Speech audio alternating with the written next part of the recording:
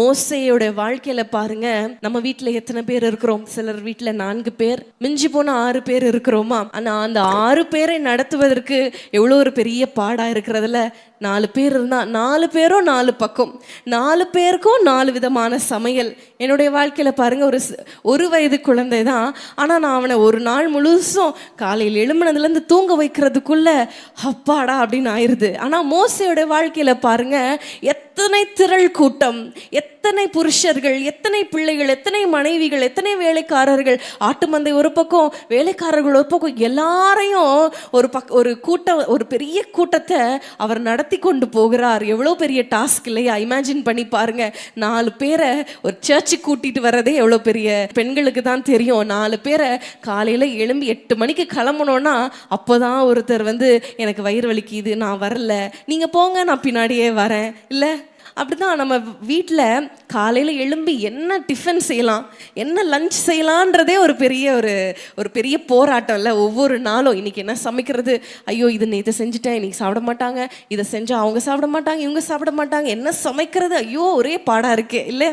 ஆனால் மோசேயோட வாழ்க்கையை பாருங்க, எவ்வளோ பெரிய ஒரு பொறுப்பு, எவ்வளோ பெரிய திரள் கூட்டம், எல்லாரையும் அனுசரித்து போனோம், எல்லாரையும் மேய்ச்சி கொண்டு போனோம், எல்லாரையும் கூட்டி கொண்டு அந்த தேசத்துலேருந்து கொண்டு வந்து அவங்கள அந்த வனாந்திரத்தில் நடத்தி கொண்டு போனோன்னா எவ்வளோ பெரிய ஒரு பொறுப்பு.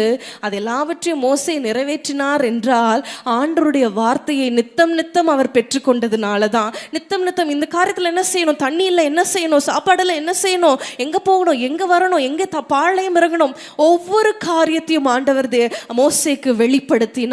அதனாலதான் அவங்க அவ்வளோ காரியங்களையும் நடப்பித்தாங்க. ஹல்லேலூயா, ஹல்லேலூயா. இன்றைக்கு நம்முடைய வாழ்க்கையில சின்ன காரியமா இருக்கலாம், ஆனா அதுலயும் ஆண்டவருடைய வார்த்தையின்படி நம்ம கேட்போமானால் ஆண்டவர் என்ன சொல்லுகிறார், இந்த காரியத்துல என்ன சொல்லுகிறார், இந்த இடத்துக்கு போகலாமா, இந்த மகனை திருமணம் செய்யலாமா, இந்த பெண்ணை நம்ம எடுத்துக்கொள்ளலாமா.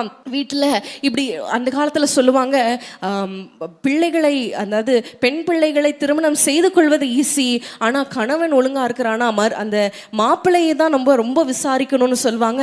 இன்னைக்கு பெண்களையும் ரொம்ப விசாரிக்கணும். ஏன்னா அந்த பெண் வீட்டிற்கு வரும்போது அந்த பெண் வீட்டிற்கு ஒரு சந்தோஷத்தை கொடுக்கிற பெண்ணா இருக்கணும், அந்த வீட்டில் சமாதானம் இருக்கணும், மாமனாரை கவனிக்கிற ஒரு பெண்ணா இருக்கணும். எவ்வளவு காரியங்கள் இருக்கிறது. அப்போ எல்லாவற்றையும் நம்ம ஆண்டவருடைய சித்தத்தின்படி நடத்தணும் என்றால் ஆண்டவர் நமக்கு சொல்லணும் இல்லையா? ஆண்டவர் நம்ம இடத்துல வெளிப்படுத்தணும். எப்பொழுது வெளிப்படுத்துவார்? நம்ம அவரோடு இணைந்து இருக்கும் பொழுதுதான். நீங்கள் அவர்களை தேடும் பொழுது நீங்கள் கண்டடைவீர்கள்.